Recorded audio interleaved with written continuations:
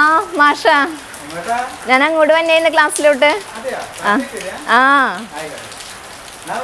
ഓ ആയിക്കോട്ടെ.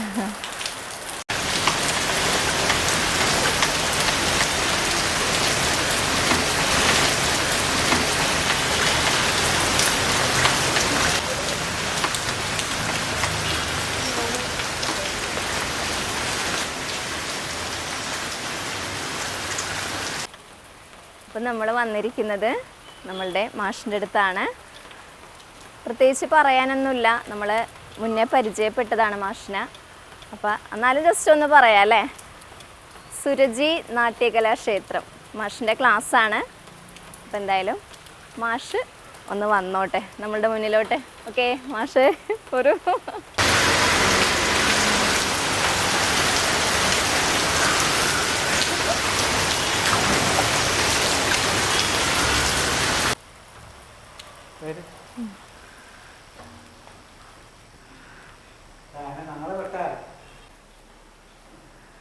അപ്പൊ മാഷിന്റെ കൊട്ടാരത്തിലോട്ട് വന്നേക്കണേണ്.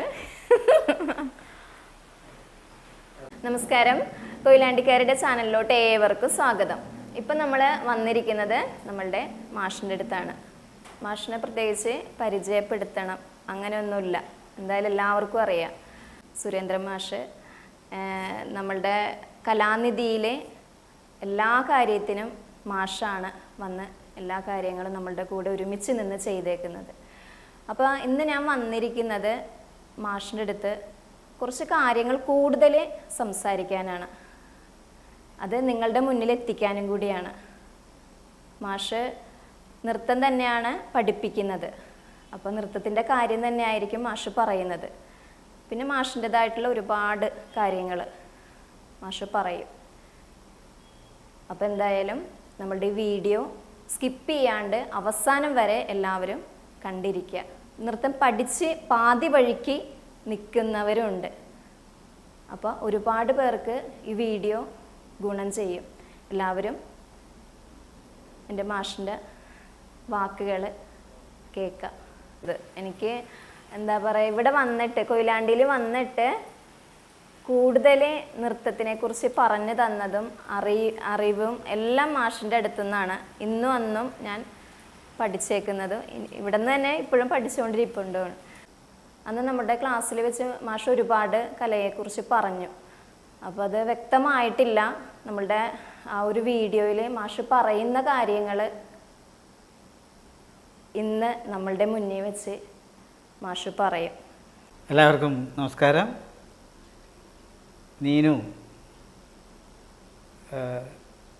നമ്മളെ സംബന്ധിച്ചിടത്തോളം നൃത്തം പഠിക്കാൻ വന്ന ഒരു വിദ്യാർത്ഥിയായിട്ടല്ല, അതിനേക്കാളേറെ നീനുവിൻ്റെ ചില പെരുമാറ്റങ്ങളും സംസാരങ്ങളുമൊക്കെ ഒരു ഗൃഹാതുരത്വം തോന്നിക്കുന്ന, നമുക്ക് വേണ്ടപ്പെട്ട ആരൊക്കെയോ ആണെന്ന് തോന്നിക്കുന്ന, അതെനിക്ക് മാത്രമായിരിക്കില്ല, ഞാൻ മനസ്സിലാക്കുന്നിടത്തോളം പഠിപ്പിക്കുന്ന കുട്ടികൾക്കും രക്ഷിതാക്കൾക്കും വരെ അത്രയേറെ സംതൃപ്തി തരുന്ന ഒരു പെരുമാറ്റമാണ് നീനുവിലുള്ളത്.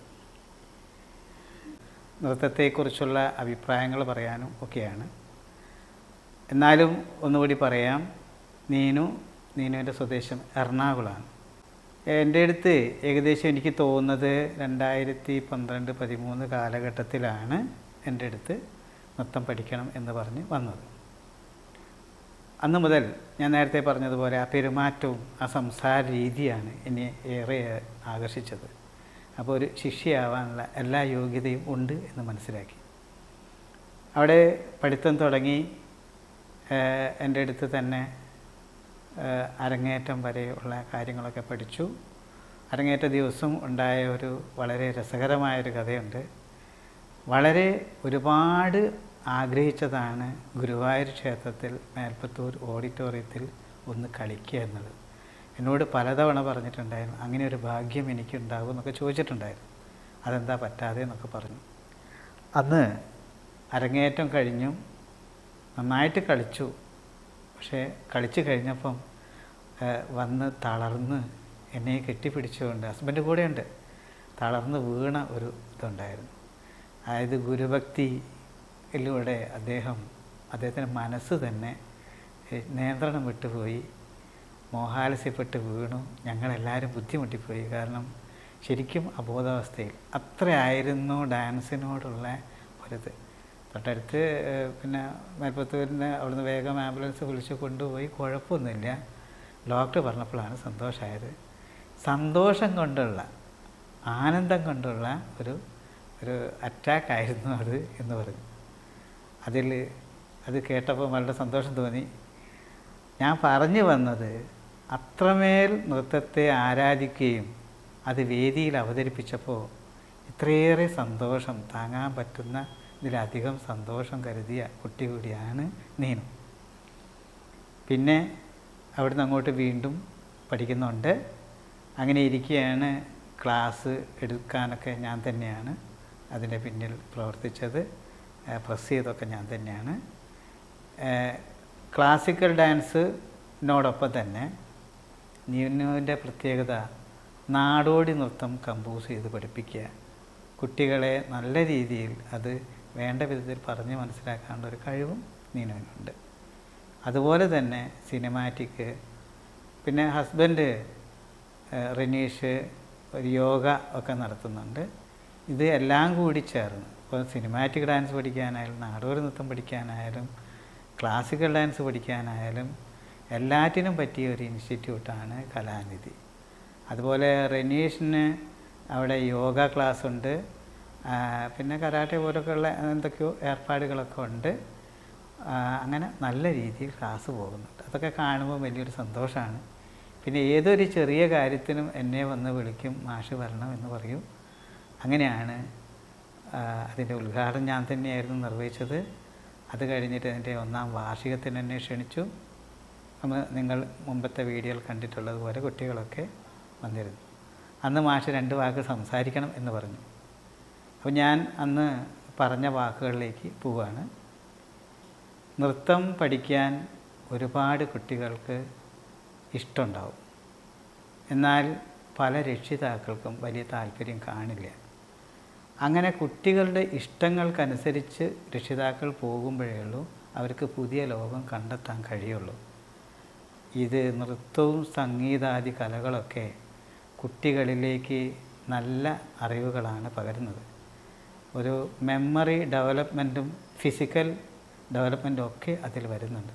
നൃത്തമായതുകൊണ്ട് ഫിസിക്കൽ കണ്ടീഷനും ആവും. അതുപോലെ സംഗീതം നമ്മുടെ മെമ്മറി പവർ വർദ്ധിപ്പിക്കും എന്നാണ്.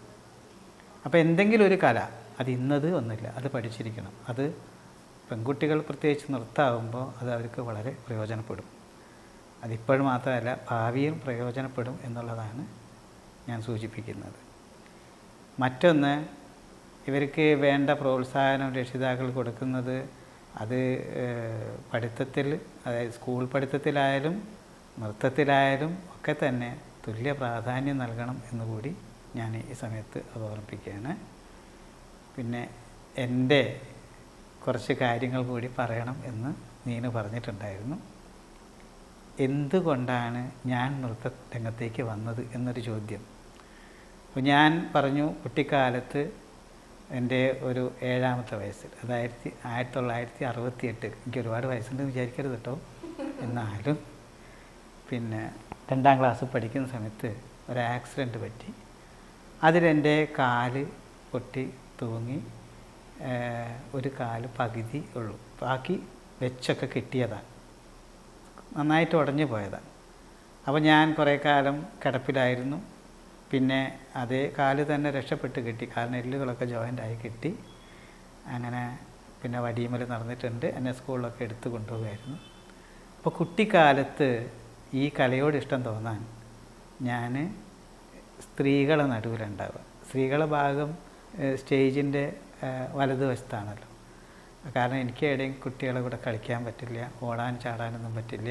അതുകൊണ്ട് അമ്മയുടെയും ചേച്ചിമാരൊക്കെ മടിയിലാണ് ഉണ്ടാവുക. അങ്ങനെയാണ് ഈ കലകളൊക്കെ കണ്ടിട്ട് ഇതിനോടൊക്കെ ഒരു ഇഷ്ടം തോന്നി. കണ്ണില്ലാത്തവനെ കണ്ണിൻ്റെ കാഴ്ച അറിയൂ എന്ന് പറഞ്ഞ പോലെ കാലില്ലാത്ത എനിക്ക് നൃത്തത്തിനോട് വല്ലാത്തൊരാവേശമായിരുന്നു. അങ്ങനെ അത് മനസ്സിൽ സൂക്ഷിച്ച് പഠിക്കുന്ന കാലത്തൊന്നിനും ഇടില്ലല്ലോ. അങ്ങനെ അത് കഴിഞ്ഞ് ഞാനൊരു പ്രീ ഡിഗ്രിയൊക്കെ എത്തുന്ന സമയത്ത്, അതിൻ്റെ മുന്നേ ഞാൻ ഡാൻസ് കളിയാക്കിയിട്ടൊക്കെ ഡാൻസ് കളിച്ചിട്ടുണ്ട്. പിന്നെ പഠിപ്പിക്കാൻ വീട്ടുകാർ തയ്യാറില്ല. ഒന്നാമത് ഞാനത് പറഞ്ഞിട്ടുമില്ല. അങ്ങനെ ഒരു കാര്യം കൂടിയുണ്ട്. എന്നാൽ നാടകത്തിൽ അഭിനയിക്കും, മോണോ ആക്ട് അവതരിപ്പിക്കും, ഡാൻസിനെ കളിയാക്കി ഡാൻസ് കളിച്ചിട്ടുണ്ട്. അതായത് മോണോ ആക്ടിലൊക്കെ ഉൾപ്പെടുത്തിയിട്ട് അങ്ങനെയൊക്കെ പോന്നിട്ട് എൻ്റെ ഒരു പ്രീ ഡിഗ്രി കാലഘട്ടത്തിലാണ് ഞാൻ ക്ലാസിക്കൽ കൃത്യമായി പഠിക്കാൻ തുടങ്ങിയത്. അതിനു മുമ്പ് നടനായും ഒക്കെ രംഗത്ത് വന്നിട്ടുണ്ട്, പാട്ടുകാരനായിട്ടൊക്കെ. സ്കൂൾ കോമ്പറ്റീഷനൊക്കെ മോണോ ആക്ടിനൊക്കെ സബ് ജില്ലയിലല്ല, സബ് ജില്ലയിൽ. എന്നാലും ഞാൻ അതിനത്ര പ്രാധാന്യം കൊടുത്തിട്ടില്ലെങ്കിലും മത്സരിച്ചാൽ ഇങ്ങനെ പ്രൈസ് വന്ന് വീഴാറുണ്ട്. പിന്നെ എൻ്റെ രംഗം നാടകമായിരുന്നു.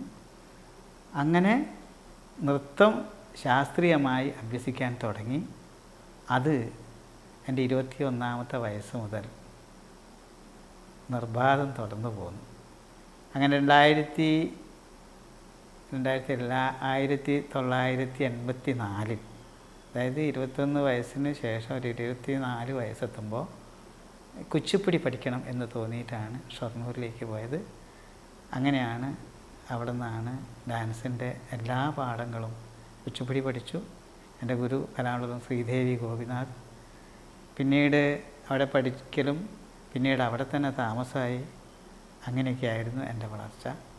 പിൽക്കാലത്ത് എറണാകുളത്ത് കലാമണ്ഡലം ഗോപിമാഷിൻ്റെയും ഗുരുത്വം സാറിൻ്റെയും ശിഷ്യനായി ഞാൻ വർത്തിച്ചിട്ടുണ്ട്.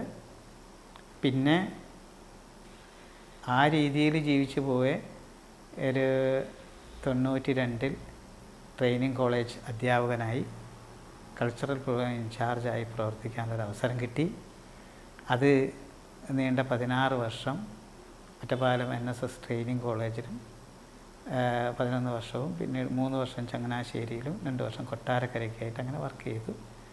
അങ്ങനെ കേരളത്തിൻ്റെ തെക്കൻ ജില്ലകളിലൊക്കെ അത്യാവശ്യം ക്ലാസ്സുകളൊക്കെ എടുത്ത് അങ്ങനെ പോയിട്ടുണ്ട്.